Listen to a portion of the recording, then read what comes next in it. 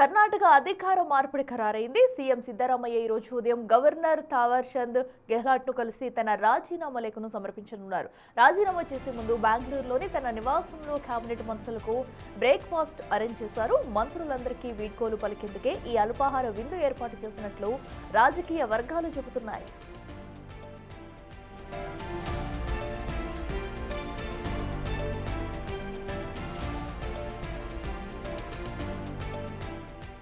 రెండు 2023లో అధికారంలోకి వచ్చినప్పుడు కుదిరిన అంతర్గత ఒప్పందం ప్రకారమే ఈ మార్పు జరుగుతుంది. సిద్ధరామయ్య తప్పుకున్న తర్వాత ప్రస్తుత డిప్యూటీ సీఎం డీకే శివకుమార్ ముఖ్యమంత్రిగా బాధ్యతలు చేపట్టడం దాదాపు ఖాయమైంది. అయితే సిద్ధరామయ్య డీకేను సీఎం చేసేందుకు ఇష్టపడటం లేదు. ప్రస్తుత హోంమంత్రి జి పరమేశ్వర్కు సీఎం పదవి ఇవ్వాలని చెప్పినట్లు వార్తలు వస్తున్నాయి. ఈ పేరును కాంగ్రెస్ పరిగణలోకి తీసుకున్న ఎన్నికలప్పుడు ఇచ్చిన హామీతో పాటు సామాజిక సమీకరణాల నేపథ్యంలో డీకే వైపే మొగ్గు చూపినట్టు చెబుతున్నారు. మే 30న కాంగ్రెస్ శాసనసభాపక్ష సమావేశంలో కొత్త సీఎంగా డీకే శివకుమార్ను అధికారికంగా ఎన్నుకోనున్నారు.